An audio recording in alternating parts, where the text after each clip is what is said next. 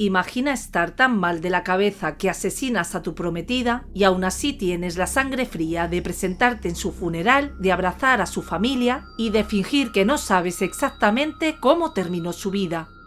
Esta es la historia de una pareja que ante los ojos de todos parecía feliz, enamorada y a punto de casarse, pero que terminó convertida en una tragedia provocada por los celos de un hombre que creía que su pareja le era infiel. Una violencia que estalló en una discusión con un desenlace fatal. Hola a todos, soy María. Bienvenidos a mi canal. Bienvenidos a Archivo Criminal. Gracias por estar otro día más conmigo apoyándome y ayudándome. El caso que os traigo hoy sucedió en El Salvador. Os invito a que me acompañéis a conocer los detalles de la historia y luego podéis dejar vuestros comentarios sobre el caso. Si el contenido os parece interesante e informativo, os pido que le deis a like, ya que de esta forma me estaríais ayudando. Sin más, comencemos.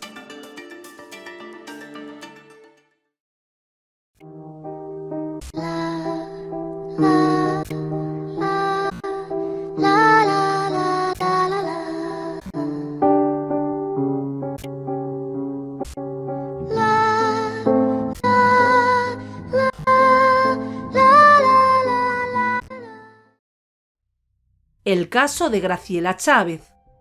La noche del martes 13 de febrero de 2018 transcurría con normalidad en el municipio de Mexicanos, en El Salvador.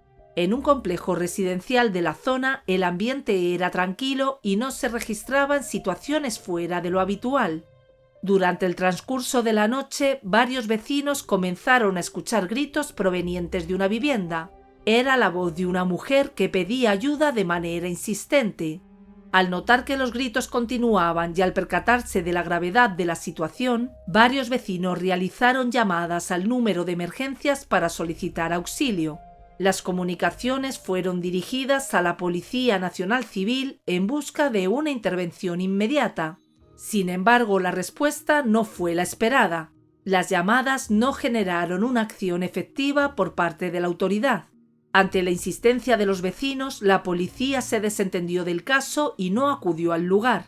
En una segunda comunicación, los agentes exigieron que no se continuara llamando, al considerar que ese tipo de situaciones eran habituales. Más tarde, una patrulla policial se acercó hasta el lugar de donde presuntamente provenían los gritos, pero no detectaron nada sospechoso. Los agentes no realizaron recorridos adicionales ni inspeccionaron las inmediaciones. En menos de 5 minutos la unidad se retiró del lugar.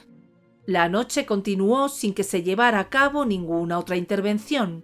No fue hasta las 6:45 de la mañana del día siguiente, cuando después de una sucesión de llamadas insistentes e ininterrumpidas, una patrulla de la Policía Nacional Civil llegó finalmente al complejo residencial. A esa hora el lugar se encontraba en calma. A excepción de algunos vecinos consternados e indignados por la demora injustificable de la policía, no había señales evidentes de que durante la noche hubiera ocurrido un hecho grave. Para los agentes parecía tratarse de otra llamada innecesaria. Sin embargo, al acceder al área común del conjunto residencial, los policías hicieron un hallazgo inesperado. En uno de los jardines exteriores se encontraba el cadáver semidesnudo de una mujer joven, tendido boca abajo y con múltiples heridas provocadas por un arma blanca. Ante lo encontrado, los patrulleros solicitaron de inmediato la presencia de los detectives del Cuerpo de Policía Judicial, quienes asumieron el control de la escena y dieron inicio a las investigaciones correspondientes. Los primeros análisis realizados por los peritos forenses determinaron que el cuerpo había sido movido de su lugar original, ya que a pesar de las numerosas heridas de arma blanca que presentaba, no había rastros de sangre en el sitio donde fue hallado. Junto al cuerpo se localizó una pequeña cartera tipo monedero, que contenía un número telefónico en su interior. Además se encontraron 55 centavos esparcidos alrededor del cadáver. Para los investigadores, la forma en la que se había cometido el asesinato y los elementos encontrados en la escena apuntaban a un posible móvil pasional. Con el avance de las diligencias iniciales, los investigadores lograron identificar a la víctima. Se trataba de Graciela Eugenia Chávez, una joven de 22 años. La autopsia practicada al cuerpo permitió establecer con precisión las causas de la muerte. Graciela había sido asesinada con 56 puñaladas infligidas con un cuchillo común de cocina. Las heridas se concentraban en el pecho, los brazos, la cabeza y la espalda.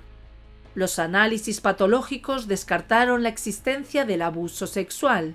La violencia del ataque y la cantidad de heridas confirmaban que no se trataba de un robo ni de un hecho fortuito, sino de una agresión directa y reiterada. Se estableció además que Graciela era madre de una niña de 3 años. Trabajaba como camarera en un bar y, de acuerdo con la información recabada, se encontraba próxima a contraer matrimonio. Estos elementos permitieron conocer mejor el entorno personal de la víctima. Graciela llevaba una vida marcada por dificultades desde muy joven. A los 15 años conoció al padre de su hija, un hombre mayor de aproximadamente 30 años, que se caracterizaba por ser una persona reservada, hermética y con un comportamiento violento. La relación se desarrolló en un contexto de violencia constante. El hombre agredía físicamente a Graciela y la amenazaba de forma recurrente. Tras el nacimiento de su hija, las agresiones se intensificaron y comenzó a advertirle que le quitaría a la niña si acudía a las autoridades.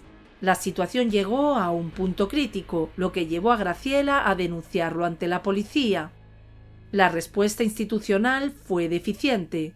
Agentes de policía le indicaron que lo mejor que podía hacer era tomar la justicia por su propia mano, argumentando la gran cantidad de casos similares que enfrentaba la institución. A pesar de ello, Graciela insistió y logró obtener una orden de restricción contra su agresor, así como la posibilidad de resguardarse en una vivienda institucional destinada a víctimas de violencia intrafamiliar. Al no poder localizarla, el sujeto comenzó a amenazar a otros miembros de la familia, exigiendo conocer su paradero. El temor a represalias fue tal que la madre de Graciela no presentó denuncias adicionales. Finalmente, tras un periodo prolongado de hostigamiento y miedo, Graciela y su familia abandonaron la zona y no volvieron a tener contacto con él. Tiempo después, Graciela intentó rehacer su vida. Continuó trabajando como camarera y se hizo cargo de su hija, con la intención de construir un futuro distinto al que había vivido hasta entonces. Hacia finales del año 2017, Graciela conoció a José Héctor Otero Turcios, un hombre de 29 años que trabajaba en un almacén de repuestos en San Salvador. En apariencia se trataba de una persona trabajadora, respetuosa y con un trato cordial. La relación avanzó con rapidez. Graciela se mostraba entusiasmada y comprometida con el proyecto de formar una nueva vida. La pareja comenzó a hacer planes de boda y a distribuir invitaciones, ya que el matrimonio estaba programado para realizarse en un corto plazo. En redes sociales ambos se mostraban sonrientes y unidos. En la última publicación, fechada el 9 de febrero, José compartió imágenes junto a Graciela y la hija de ella, acompañadas de mensajes en los que expresaba afecto y la intención de construir una vida juntos. Hacia el exterior, la relación parecía estable y armoniosa. No había señales visibles de conflicto, y el entorno cercano percibía a la pareja como una familia en proceso de consolidación. Ahora que ya conocemos el contexto personal de la pareja y la relación que mantenían, es momento de retomar el curso de la investigación. Con el avance de las diligencias, la atención se dirigió hacia las personas más cercanas a Graciela, en particular a su pareja sentimental. Al ser interrogado, aseguró que durante la madrugada en la que ocurrió el crimen se encontraba fuera del país, específicamente en Guatemala. Como respaldo de su versión, afirmó contar con fotografías que demostraban su presencia en ese lugar. Además, señaló a un tercero como posible responsable. Mencionó a un hombre llamado Amílcar, a quien describió como agente de una división policial, y afirmó que esa persona mantenía una relación sentimental con Graciela. Según su declaración, la noche anterior al homicidio, ella habría cancelado la boda y puesto fin a la relación para iniciar una nueva vida con ese hombre. También sostuvo que Graciela le había dicho que se había tatuado el nombre de esa persona como prueba de amor. Tras esa supuesta ruptura, afirmó haber abandonado la vivienda de Graciela en un estado de ánimo alterado y no haber vuelto a verla con vida. No sé, pudo haber sido la otra pareja de ella, por los mismos problemas con la ex pareja de ella, porque era partícipe de pandillas. Como posibilidad adicional surgió que el responsable del crimen pudo haber sido algún cliente del bar donde ella trabajaba. Ante las inconsistencias detectadas en las declaraciones iniciales, los investigadores decidieron profundizar en el análisis del entorno y las comunicaciones de Graciela durante los meses previos a su muerte. El objetivo era determinar si existían elementos que permitieran confirmar o descartar las versiones entregadas. Como parte de las diligencias, se realizó un estudio detallado de los registros telefónicos tanto del teléfono móvil de Graciela como del número fijo de su vivienda. La revisión no permitió confirmar comunicaciones relevantes con las personas mencionadas en la declaración. En contraste, los resultados fueron contundentes. En un periodo de 40 días se registraron 803 llamadas realizadas por José. La frecuencia de las comunicaciones llamó de inmediato la atención de los investigadores. El volumen de llamadas evidenciaba un patrón de control constante, incompatible con una relación estable y normal como la que se proyectaba hacia el exterior. De manera paralela, durante nuevas pesquisas realizadas en las inmediaciones del lugar donde fue localizado el cuerpo, se logró recuperar el cuchillo utilizado para cometer el asesinato, así como la sábana con la que el cuerpo fue envuelto antes de ser abandonado. Ambos objetos presentaban manchas de sangre y rastros biológicos relevantes para la investigación. Los análisis de laboratorio establecieron que la evidencia genética encontrada en estos elementos correspondía a José. Además, en la sábana se detectó la presencia de un segundo perfil genético, perteneciente a Ángel de Jesús Enríquez Monge, un joven de 19 años identificado como hermano de crianza del principal sospechoso. Una vez que la investigación permitió identificar a los responsables, la policía emitió órdenes de captura en contra de José y de Ángel. Sin embargo, para ese momento, ambos ya habían logrado evadir a las autoridades. José huyó con destino a Guatemala, mientras que Ángel permaneció oculto en algún punto del territorio salvadoreño. Durante un breve periodo, todo indicaba que los implicados habían conseguido mantenerse prófugos. La situación cambió en mayo de 2018. En ese mes, la policía de Guatemala logró localizar y capturar a José. De manera simultánea, en un operativo realizado por la Policía Nacional Civil, Ángel fue detenido en una vivienda cercana al lugar donde había sido abandonado el cuerpo de Graciela. Tras las capturas, ambos fueron puestos a disposición de las autoridades judiciales. El juzgado determinó que el proceso se llevaría bajo la detención provisional, lo que implicaba que ninguno de los imputados podría acceder al beneficio de fianza y que permanecerían en prisión durante el desarrollo del proceso penal. Con ambos detenidos, el proceso judicial avanzó bajo un procedimiento abreviado acordado entre la Fiscalía y las defensas. En este esquema, los imputados aceptarían su responsabilidad y proporcionarían un testimonio completo de los hechos, así como una reconstrucción del crimen a cambio de una reducción en la condena. Durante su declaración, José relató cómo se desarrolló la relación con Graciela y los hechos ocurridos la noche del 13 de febrero de 2018. Señaló que al principio se comportaba de manera atenta y protectora tanto con ella como con su hija. Sin embargo, con el paso del tiempo comenzaron a manifestarse conductas de celos, desconfianza y control. Meses antes del crimen, José reconoció que se encontraba obsesionado con la idea de que Graciela mantenía otra relación. Como consecuencia, comenzó a llamarla de forma constante, controlando sus horarios, sus entradas y salidas, sus actividades diarias, sus relaciones personales y su entorno laboral. Esta conducta derivó en un hostigamiento permanente. La noche del crimen, Graciela y José sostuvieron una discusión dentro de la vivienda. Ella lo enfrentó directamente por su comportamiento, señalándole que se trataba de una persona celosa, controladora y amenazante, y dejó en claro que no estaba dispuesta a continuar la relación ni a repetir una historia de violencia como la que ya había vivido en el pasado. La discusión fue subiendo de tono. Los reclamos y los insultos se intensificaron hasta que la situación se tornó violenta. José reaccionó de forma agresiva y comenzó a golpearla. Al ver que Graciela gritaba y trataba de defenderse, tomó un cuchillo de cocina y la atacó reiteradamente, causándole múltiples heridas en distintas partes del cuerpo. Tras cometer el homicidio, José se comunicó con Ángel, a quien solicitó ayuda para deshacerse del cuerpo.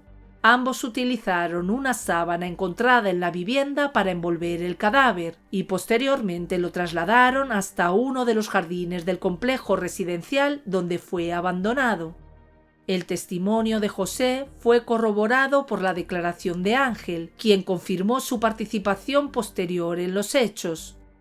El 17 de julio de 2020 el tribunal dictó sentencia. José Héctor Otero Turcios fue condenado a 17 años de prisión por el delito de feminicidio. Por su parte, Ángel de Jesús Enríquez Monge recibió una condena a 5 años de cárcel por su participación como cómplice agravado en el asesinato. La sentencia generó inconformidad en distintos sectores, ya que fue considerada insuficiente y desproporcionada frente al nivel de violencia ejercido contra la víctima. Diversas organizaciones expresaron su rechazo y solicitaron penas más severas, sin que estas peticiones prosperaran. Tras la sentencia salieron a la luz nuevos elementos sobre la conducta del condenado. Entre ellos se conoció que José asistió al funeral de Graciela después de haber cometido el crimen, permaneciendo entre familiares y allegados. La resolución del caso también reavivó la atención pública debido a los graves fallos en la actuación policial desde la noche de los hechos. En ese contexto, el entonces fiscal general de El Salvador emitió declaraciones en las que cuestionó de manera directa el proceder de la policía. Señaló como imperdonable que durante los primeros minutos del ataque se hubieran registrado al menos 4 llamadas al número de emergencias sin que se produjera una intervención efectiva. Además de estas llamadas, existieron reportes por el escándalo que se escuchaba en todo el complejo residencial. A pesar de ello, la patrulla que se presentó esa noche no realizó inspecciones en el perímetro, no buscó a los vecinos que habían solicitado ayuda y se retiró del lugar tras no detectar ruidos en ese momento. Posteriormente se confirmó que la policía llegó al lugar de los hechos más de 6 horas después de ocurrido el crimen. Las declaraciones también apuntaron a una actuación poco profesional y a una falta de diligencia por parte de los agentes involucrados. Como consecuencia, se anunció la intención de exigir que los condenados por delitos de feminicidio cumplieran sus penas en centros penitenciarios de máxima seguridad, en condiciones acordes a la gravedad de estos crímenes. Muchos os estaréis preguntando qué ocurrió con la hija de Graciela. Sobre su situación no existe información pública que permita saber a cargo de quién quedó tras el crimen. Lo único que queda es el deseo de que hoy tenga una vida distinta rodeada de personas que la cuiden, la apoyen y la amen. Que pueda crecer, salir adelante y construir su propio camino, lejos de la violencia que marcó la historia de su madre, y sin volver a caer en las mismas manos que le arrebataron su vida. Los celos fueron el eje que atravesó esta historia de principio a fin. Graciela había logrado salir de una relación marcada por la violencia, el control y las amenazas, pero terminó vinculándose con un hombre que reprodujo y agravó esas mismas conductas. El patrón se repitió: control constante, desconfianza, hostigamiento y una necesidad enfermiza de posesión. La diferencia fue que esta vez la violencia escaló hasta un desenlace irreversible. El caso evidencia cómo las señales de alerta, cuando no son atendidas ni por el entorno ni por las instituciones, pueden convertirse en una condena silenciosa. Pero esta historia no solo habla de un agresor. También expone el accionar deficiente de las autoridades, que ignoraron llamadas de auxilio claras y reiteradas. Las omisiones, la falta de diligencia y la normalización de la violencia doméstica tuvieron un coste irreparable. La pregunta que queda abierta es ¿cuántas tragedias más podrían evitarse si las señales se tomaran en serio y si la protección a las víctimas fuera una prioridad real y no solo un discurso posterior al crimen? Yo soy María y acabas de escuchar Archivo Criminal. Si este contenido te parece importante, te invito a suscribirte, a dejarme tu me gusta y a contarme desde dónde me estás viendo. Tu apoyo me permite seguir contando historias criminales de la vida real con respeto y memoria para las víctimas, porque conocer la verdad también es una forma de no olvidar. Hasta la próxima. Saludos.